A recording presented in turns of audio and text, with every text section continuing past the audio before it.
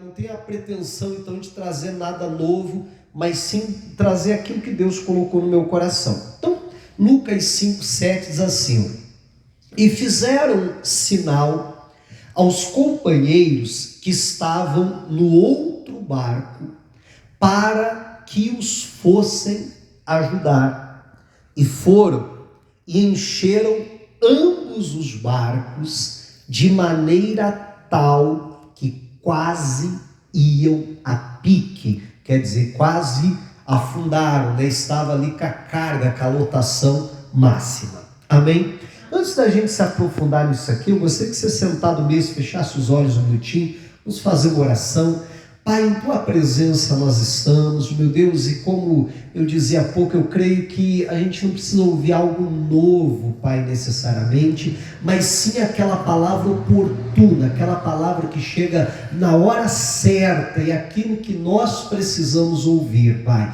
E que o Senhor tenha a liberdade de falar o nosso coração, Pai. Que o Senhor tenha a liberdade, meu Deus, de trazer luz para cada um de nós, Pai. E em nome de Jesus Cristo, que o Teu Espírito Santo tenha total liberdade neste lugar, para tornar essa palavra viva nos nossos corações. E assim oramos, em nome de Jesus. Amém.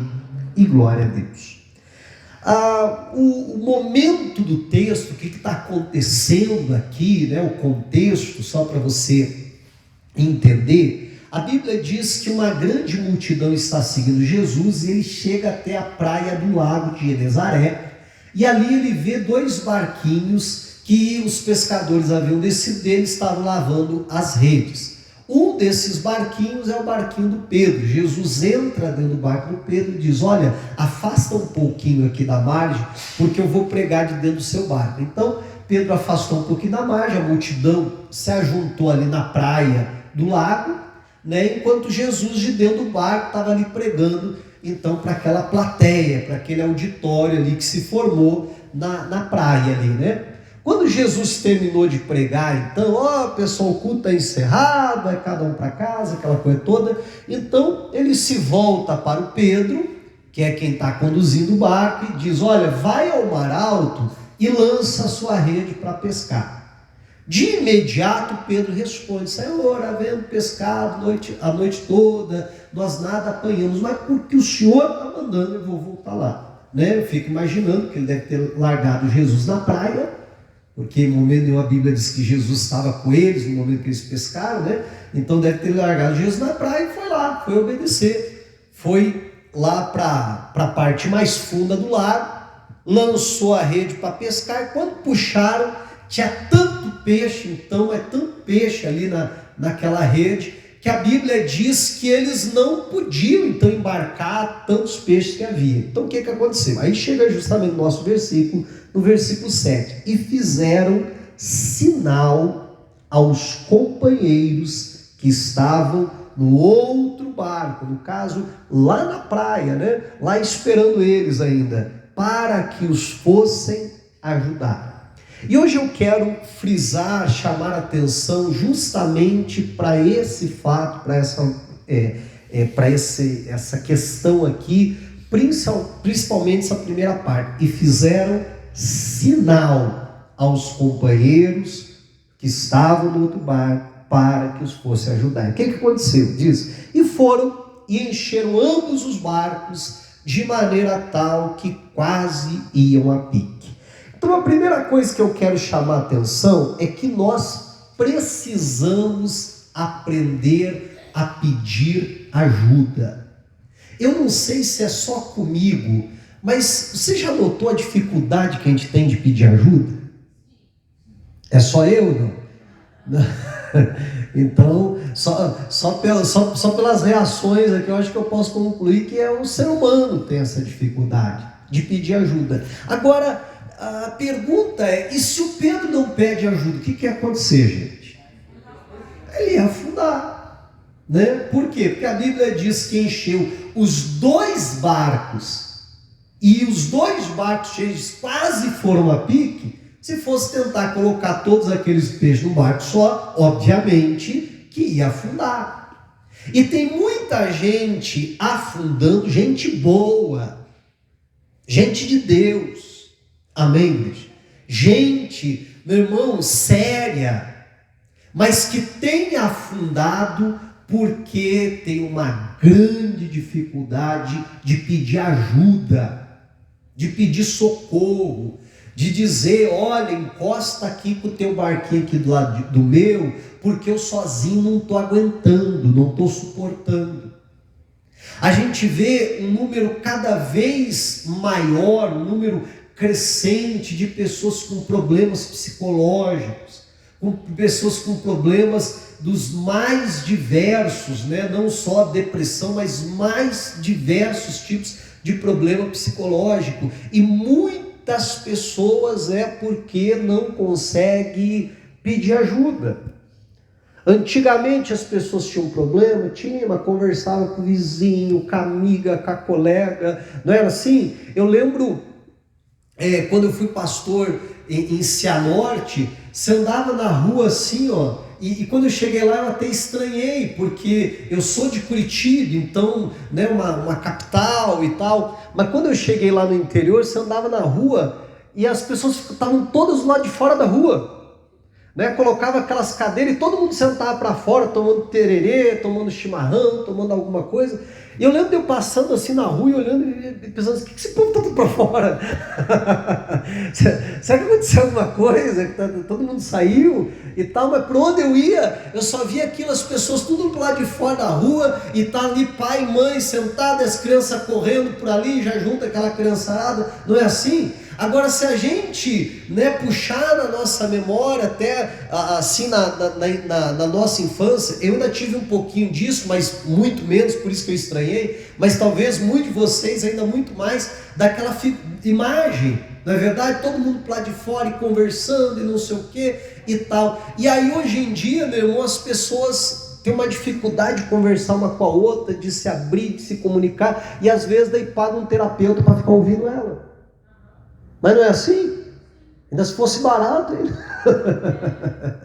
né? E às vezes assim, aí paga para alguém falar para a pessoa o que entenda, o que um amigo deveria falar, mas que não tem coragem, que senão vai ofender.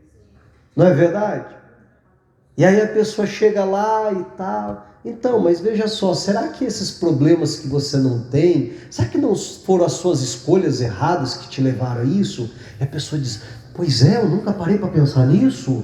Aí você diz, primeiro, como que a pessoa nunca parou para pensar? E segundo, será que ninguém nunca teve coragem de falar isso para ela? Mas não tem, por quê? Porque as pessoas hoje são muito sensíveis. Aí se você fala isso para alguém, perde o amigo até, mas não é assim? Então, olha que coisa séria. E muitos disso porque as pessoas têm muita dificuldade de pedir ajuda. Né? Então tenta-se criar ali uma imagem perfeita, de uma família perfeita, de uma pessoa perfeita, né? E aí em algum lugar na cabeça, mas como é que eu vou pedir ajuda? Como é que eu vou pedir socorro? Como é que eu vou pedir para... Não, eu não posso, porque se eu pedir ajuda eu estou me mostrando fraco, meu barco tem que aguentar, e aí por isso que tem muita gente afundando. Você está entendendo? Aí, na semana retrasada, eu pregava sobre isso, sobre a carga nossa de cada dia, e dizia que tem gente sobrecarregada, porque está trazendo a carga do ontem, está puxando a carga do amanhã e não está suportando. Aí eu falava aquilo que a Bíblia diz, Jesus disse, vinde a mim todos vós que estáis cansados e sobrecarregados, que eu vos aliviarei. Aí eu falava sobre isso, que se a gente está sobrecarregado, a gente pode ir até Jesus.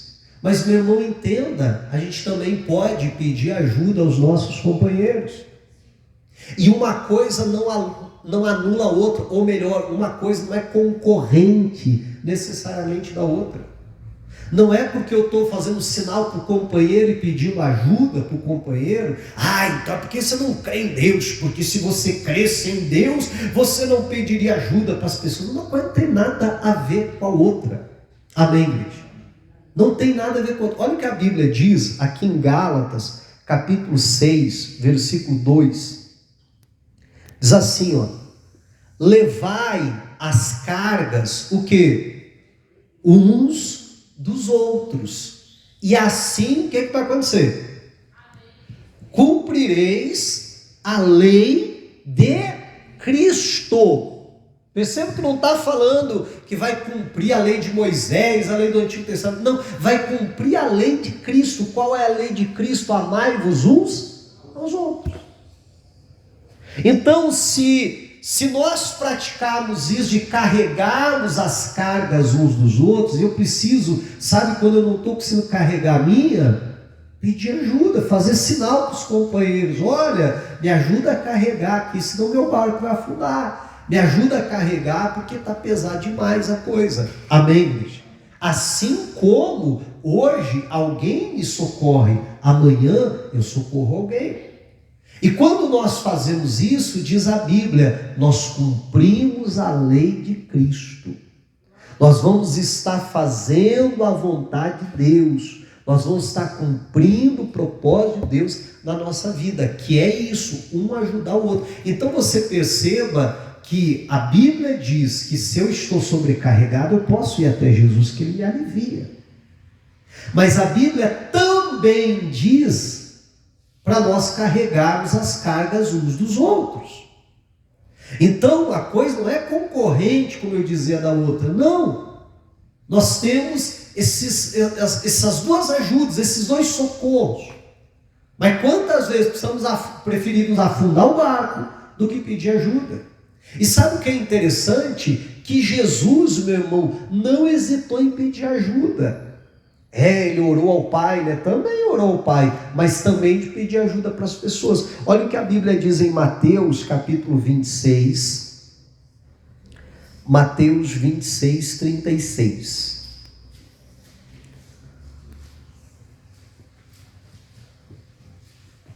Diz assim, ó: então chegou Jesus com eles aqui, os discípulos, a um lugar chamado Getsema, e disse a seus discípulos: assentai-vos aqui, enquanto vou além orar. E levando consigo Pedro e os dois filhos de Zebedeu, que era João e Tiago, começou a entristecer-se e a angustiar-se muito. Então lhes disse: a minha alma está cheia de tristeza até a morte. Ficai aqui e vigiai comigo. Meu irmão, o que Jesus está fazendo? Não está pedindo ajuda? Não chega ali para aqueles, até para seus companheiros, aqueles até mais chegados dele, e diz: gente, olha, a minha alma está angustiada até a morte. Fiquem comigo. Não me desamparem nessa hora. Pega do lado aí. Ajuda eu levar essa carga. Fiquem comigo. Orem. Vigiem comigo. Amém. E aí a Bíblia diz que Jesus vai mais à frente orar. Meu irmão, Jesus não se envergonha, o mestre, de falar para os discípulos: gente, eu não estou bem. A minha alma está angustiada até a morte. Eu preciso de vocês. Eu preciso que vocês fiquem comigo. Eu preciso que vocês orem. Amém? Olha que coisa séria isso aqui. Mas por que a gente se acha melhor do que Jesus? Bem capaz que eu vou pedir oração para alguém. Não, você acha que eu vou pedir ajuda para alguém? Que vergonha. Não, eu tenho que dar um jeito de me virar sozinho. E aí sabe o que é o problema? É que muitas pessoas, quando vão buscar ajuda, já não tem mais o que ser feito. Homem, você sabe que é mestre nisso, né? Mulher, qualquer dorzinho, qualquer mal-estar, qualquer coisa, ela diz o quê? Vou no médico, não é assim? Vou consultar. O homem está morrendo. Ele diz: acho que não, se eu piorar, semana que vem eu vou, não é assim? Não gosta de ir no médico, e não é à toa que a mulher vive mais do que o homem, né? E aí o homem não quer ir. Aí quando vai, às vezes chega lá o médico e diz: bom, agora já não tem mais nada para fazer. Se você tivesse vindo antes, teria tratamento. Se você tivesse vindo antes, teria solução. Agora, não há mais o que ser feito. E quantas histórias a gente não ouve dessa forma. Assim como quantas pessoas vão procurar até o pastor, meu irmão, quando já não tem mais o que a gente possa fazer. E aí você diz, mas meu irmão, por que você não veio me procurar antes? Por que você não pediu ajuda ainda agora? Sabe, e claro, para Deus não há nada irreversível, mas entenda que há situações que já não tem muito o que se fazer. Amém? Então a gente precisa aprender a pedir ajuda. Repito, como Jesus está fazendo. Olha, fiquem comigo, orem comigo, vigiem comigo. O problema é que a gente sabe que é se mostrar muito forte, muito capaz, muito, né? Não preciso, eu consigo. Só que a Bíblia fala das nossas fraquezas. A Bíblia diz que o Espírito Santo, ele nos ajuda nas nossas fraquezas. A gente tem fraquezas? Tem. A Bíblia diz que a graça de Deus, ela se manifesta nas nossas fraquezas. Nós temos fraqueza, muito mais do que a gente gosta de admitir. Mas a gente tem muitas fraquezas, a gente é muito fraco. E quando a gente consegue admitir isso, é muito mais difícil para eu cair. Se você olhar para a vida das pessoas que caíram, e você conversar, e infelizmente eu já atendi, já conversei com muitas pessoas que acabaram caindo em pecado, se desviando e assim por diante, e você vê que uma marca comum na vida da grande maioria dessas pessoas é você ouvir assim: pastor, eu nunca imaginei que eu podia cair.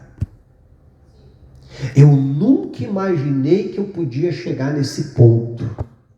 Eu nunca imaginei que eu poderia ultrapassar essa linha. E por que a pessoa acaba caindo? Por causa disso. Eu lembro que uma vez eu ouvi essa história, né? Que o pastor estava no escritório e chegou uma irmã, né? Pediu para falar com ele, pediu um atendimento. E ela então entrou no escritório, a hora que ela entrou foi fechar a porta. Ele falou: não, deixa a porta aberta, por favor. Daí ela não gostou, ela se ofendeu, ela falou assim: que isso, pastor, o senhor não confia em mim? Ele disse: não, em você eu confio, não confia em mim. Amém? É em mim que eu não confio. Aí eu confesso para vocês que a primeira vez que eu vi isso até estranhei, né? Falei: que isso, pastor, falando um negócio desse, né? Porque passa a impressão assim: não, o cara é um mulherengo, né? Ele deve estar em tentação, porque, meu Deus, é capaz de ele cair e tal. Não, mas é alguém que reconhece o perigo. É alguém, você está entendendo? Que está vigiando, como a Bíblia manda, para não cair. E quantos assim: eu não tem perigo, porque eu sou muito santo, a irmã aqui também é muito santa e tal. Como diz um pastor, gasolina de crente também pega fogo. Né? Não é só gasolina de ímpio que pega fogo, de crente também pega fogo. E quantas histórias que a gente não ouve por aí, de pessoas que foram visitar um irmãozinho, uma irmãzinha, acabou caindo em pecado, né? Então o pastor foi sábio, ele falou assim: não, eu confio na senhora, eu não confio em mim, eu me tenho como suspeito. E a gente precisa sempre se ter como suspeito, porque quando a gente se tem como suspeito, você está entendendo? Né? Então é mais fácil para eu pedir ajuda, é mais fácil para eu vencer aquele orgulho. É aquela história que eu falo: olha só, o piso aqui é liso, né? Mas eu estou caminhando aqui para lá e para cá sem cuidado. Agora vamos supor que eu subo aqui no altar e alguém está lavando o piso. Aí o piso está aqui molhado, cheio de sabão. Como é que eu ando no piso? Eu ando assim, né? Se eu tiver alguma coisa, eu até seguro. Por quê? Porque eu reconheço que há um perigo de cair. E aí eu começo a adotar medidas, eu começo você está entendendo? A procurar uma forma de me guardar, de me proteger e tal. E aí geralmente a gente não cai. Quando é que a gente cai? Quando não espera. Ninguém tropeça numa grande pedra, numa grande rocha. A pessoa tropeça numa pequenininha. Aí de manhã a irmã contou: ah, pastor, é verdade isso aí que o senhor falou, porque uma vizinha passou assim por mim, aí eu cumprimentei a vizinha e tal, continuei varrendo na frente da casa. Quando eu olhei para o lado, falei: cadê a vizinha? Já não estava lá. Ela falou que olhou assim, a vizinha tinha caído, né? E era como se fosse um carreirinho assim, e ela caiu ali e ninguém nem ia ver. E aí ela largou a vassoura, foi lá e tal: ô vizinho, o que aconteceu? Aí disse: eu tropecei aqui, eu acho que eu quebrei o pé. Mas você tropeçou onde? Ela falou: pastor, uma pedrinha desse tamanho. Quebrou o pé, teve que engessar ali e tal. Olha que coisa séria. Mas alguém tropeça numa pedra desse tamanho? Uma pedra desse tamanho você vê, você desvia, opa, não é assim? Mas às vezes está tropeçando em coisa pequena. Mas por quê? Porque acha que não tem problema, acha que não tem perigo e tal. Então a gente precisa aprender, como eu dizia, a pedir ajuda. Senão o nosso barco pode afundar. Amém? Senão o nosso barco pode afundar. Eu acho interessante o que diz em primeiro livro de Crônicas, capítulo 7, versículo 23. Eu até citei outras vezes esse texto, mas olha que interessante. 1 Crônicas 7, 23, fala aqui do Efraim. E o Efraim aconteceu o seguinte: depois entrou a sua mulher, e ela concebeu e teve um filho, e chamou o seu nome Berias. Por que ele deu esse nome para o filho? O que diz aí? Porque as coisas iam mal na sua casa. Se você pegar e ler os versículos anteriores, você vai ver que 2 filhos dele se envolveram numa situação e foram mortos, né? E aí não fica muito claro se era eles que estavam roubando o gado, né? Ou se aquelas pessoas vieram roubar o gado deles e acabaram sendo mortos. Dá a entender até que eles é que foram roubar o gado, mas enfim, né? Não fica bem claro. Só sei que 2 filhos dele foram mortos, e a Bíblia diz que ele entra assim numa tristeza, que ele chorando e lamentando pelos filhos, a ponto de ter que vir todos os irmãos à casa dele para consolá-lo, para tirar ele daquele luto ali, daquela situação, né? Então, uma fatalidade que acontece na família, e ele mexeu muito com ele, aquela situação. Aí a Bíblia diz que ele tem mais um filho e coloca o nome do filho de Berias. Por quê? A Bíblia diz: porque as coisas iam mal na sua casa. Mas o que me chama a atenção é que as coisas não estavam bem na casa do Efraim. E o que ele faz? Ele reconhece: as coisas não estão bem aqui em casa. Você está entendendo, em nome de Jesus? Mas quantas vezes a gente, tenta ficar escondendo. Não, ninguém pode saber que as coisas não estão bem aqui em casa. Não é assim? Ninguém pode ficar sabendo. Já imaginou que vergonha? Como assim? Se ninguém tivesse problema, né? Como se ninguém tivesse problema, como se ninguém passasse por lutas. Não, ele reconhece, ele coloca o nome do filho assim, aquilo se divulga. Olha, mas por que deu esse nome? Porque as coisas não estão bem lá não. Não é isso? Ele diz: não vou esconder, as coisas não estão bem. Eu não vou esconder isso. Então nós precisamos, como eu dizia, aprender a pedir ajuda. Só que eu sei que tem muita gente que ao ouvir diz assim: pastor, pedir ajuda eu até peço, mas ninguém, pastor, me ajuda. Agora perceba, Pedro tinha os seus companheiros de pesca. Mas por que Pedro tinha companheiros para ajudá-lo? porque ele também era companheiro daqueles. Tem muita gente que quer ser ajudado, mas que nunca ajuda ninguém. Verdade, não é? Aí reclama, mas ninguém me ajuda, quando eu preciso ninguém me estende a mão. Fica igual a história lá do paralítico, lá no tanque de Betesda. Quando a água é agitada, ninguém me ajuda, sempre entra alguém na minha frente. Agora pergunte se naquele tempo todo que ele estava lá, se ele ajudou alguém a entrar na água. Porque quando a água agitada era um Deus nos acuda, era todo mundo sair correndo, não era assim? Para ver quem entrava primeiro, se empurrava ou outro, ele dizia, ninguém me ajuda. Mas qual foi o dia que ele ajudou alguém? Qual o dia que ele disse, fazer o seguinte, quando a água é agitada eu te jogo lá dentro. Aí você vai ser curado, aí você fica aqui do meu lado. Quando o dia acontecer de novo, você me empurra. Então, às vezes, a gente fica, sabe, nessa mentalidade, nesse vitimismo, ninguém me ajuda, mas será que nós estamos ajudando alguém? E aí nós precisamos entender, a Bíblia diz, em todo tempo, ama o amigo, e na angústia nasce o irmão. Meu irmão, os laços de amizade, eles se intensificam, viram até de irmandade, como a Bíblia está dizendo, quando? Na angústia, no tempo difícil, quando a pessoa está passando por situações difíceis, você está ali do lado dela. Mas tem gente que é um ótimo amigo quando tudo está bem. Quando as coisas pioram, você diz, não conta comigo, você vira aí. Você está entendendo, em nome de Jesus? E aí reclama, que diz, mas ninguém me ajuda. Meu irmão, se eu for aquele que ajuda os outros, eu também terei pessoas para me ajudar. Amém?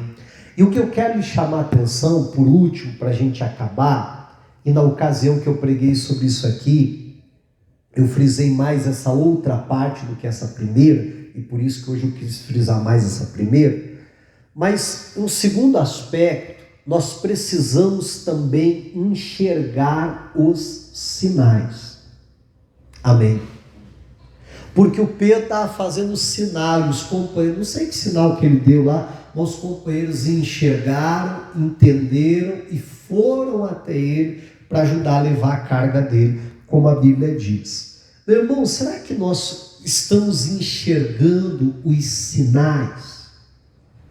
Sinais que algo não está bem, sinal que está alguém precisando de socorro. Imagine alguém se afogando, já que estamos falando da imagem de uma praia, do lago ali, os pescadores, mas imagine alguém, já imaginou alguém se afogando, a pessoa e dando sinal e gritando, e alguém lá na praia dizendo, olá, tá dando tchau, dá tchau também, e tira selfie e tal, porque não entende o sinal.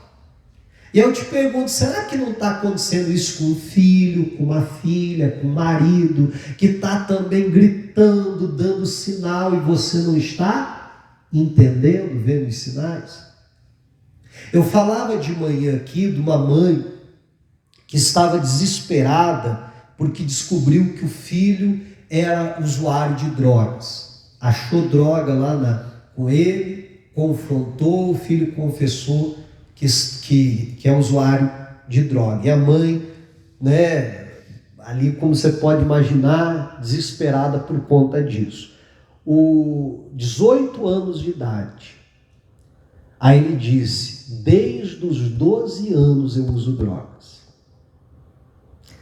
Vamos lá, 12, 13, 14, 15, 16, 17, 18, 6 anos. Será que não houve sinais? Amém? É óbvio, é muito claro a gente afirmar que houve sinais. E o que mais aquela mãe estava desesperada era isso. Não era nem o fato do filho ser dependente químico. Mas ela disse, como é que nesse tempo todo eu não vi? Eu não consigo perceber. Porque, meu irmão, os sinais aparecem. Mas às vezes a pessoa não está enxergando os sinais. Puxa vida, tem alguém pedindo socorro, tem alguém pedindo ajuda. Porque às vezes o silêncio é um pedido de socorro. Às vezes o se afastar, o se isolar, o se trancar no quarto é um pedido de socorro. Amém? Às vezes um temperamento agressivo, explosivo é um pedido de socorro. E assim vai, ou uma mudança brusca de comportamento é um pedido de socorro. E o problema é quando nós não conseguimos enxergar os sinais. Eu lembro que na ocasião eu até contei um relato, né, de um casal da igreja, e que a mulher tinha uma amiga, e era muito amiga. Ai, minha amiga, vamos lá em casa, vamos tomar café, ai, a gente vai sair, vamos com a gente, amiga para cá e amiga para lá, e a amiga vivia em casa, aquela coisa toda. E o marido começou a dizer: ô, mulher, não está muito esquisita essa amizade, não está demais, a fulana toda hora aqui em casa, eu chego aqui, ela está aqui e tal, toda hora aqui, a gente vai sair, você tem que chamar, não, mas ela é minha amiga, eu gosto dela, eu gosto da companhia dela e tal, mas toda vez, não dá para a gente sair só a gente, não dá para a gente, né, se distanciar um pouquinho, não, mas é minha amiga, é minha amiga, é minha amiga. Bom, resultado da situação, a amiga, tão amiga, né, adulterou com o esposo dela, né?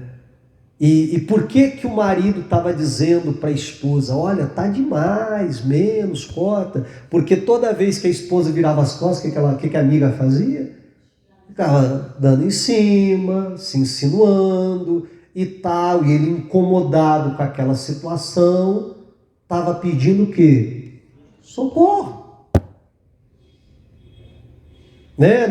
Não sabia como falar, não sabia como se expressar, não sabia, né? Talvez precisasse dar um sinal mais claro, talvez, mas era a forma que ele encontrou. Olha, não está demais isso aí, acho que não é para tanto, não, ó, melhor a gente dar uma afastada. Não, que isso, é minha amiga, não, eu gosto dela, ela é minha amiga e tal. Então era um pedido de socorro, eram sinais. Jesus, ele disse: vocês conseguem olhar para os céus e saber se vai chover, e saber se vai mudar a estação, isso, aquilo. Jesus disse: vocês não conseguem enxergar os sinais dos fins dos tempos?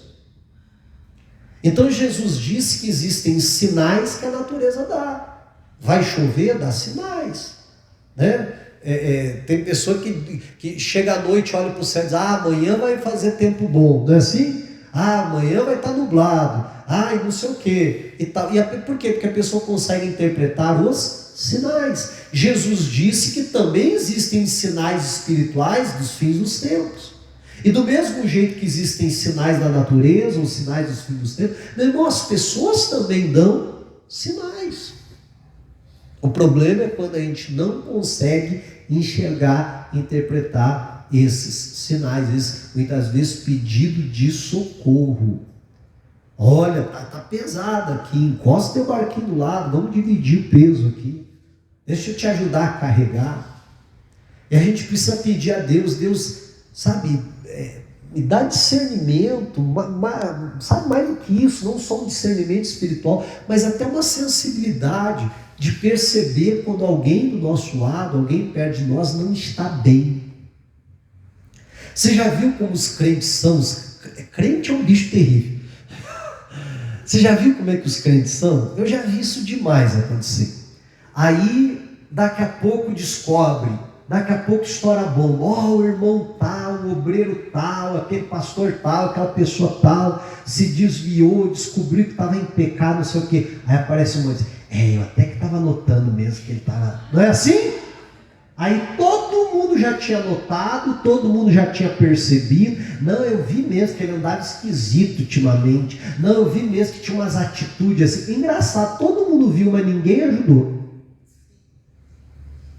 Todo mundo percebeu, mas ninguém ajudou. Ninguém estendeu a mão, ninguém foi lá. Mas não é assim? Fala assim, ô criatura, se você viu que a pessoa não estava bem, então por que você não foi lá?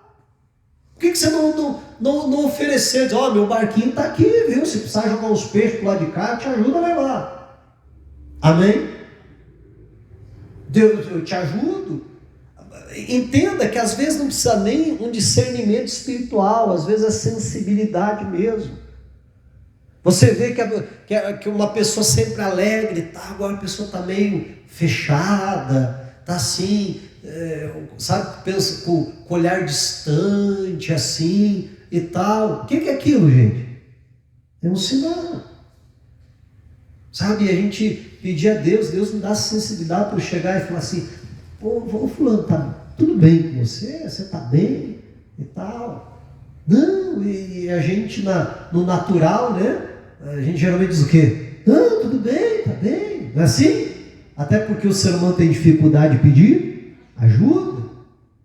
Ele não, que notei que... Não sei, pode ser impressão minha. Me perdoe se eu estiver errado, mas notei que você está meio...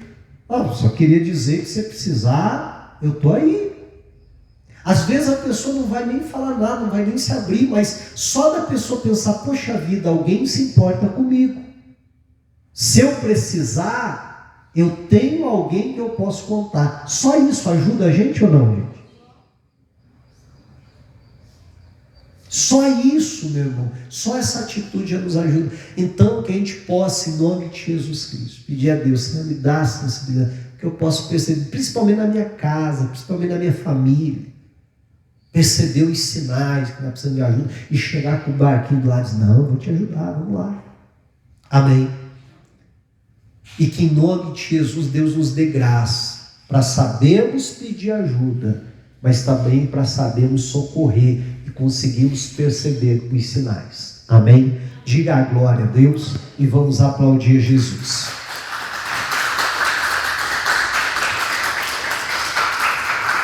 Glória a Deus. Se você trouxer algo que represente a sua casa, a vida de um familiar, pega na sua mão, vamos ficar de pé. Nós vamos orar agora pela nossa família e clamarmos pelo nosso lar em nome de Jesus. Feche os olhos, vamos falar com o Senhor. Pai, em Tua presença, meu Deus, nós nos colocamos, Senhor, nessa hora diante de Ti. E, meu Deus, nós ouvimos a Tua palavra, Pai. Meu Deus, nos dá a humildade necessária a reconhecermos, Pai, as nossas fraquezas, Deus.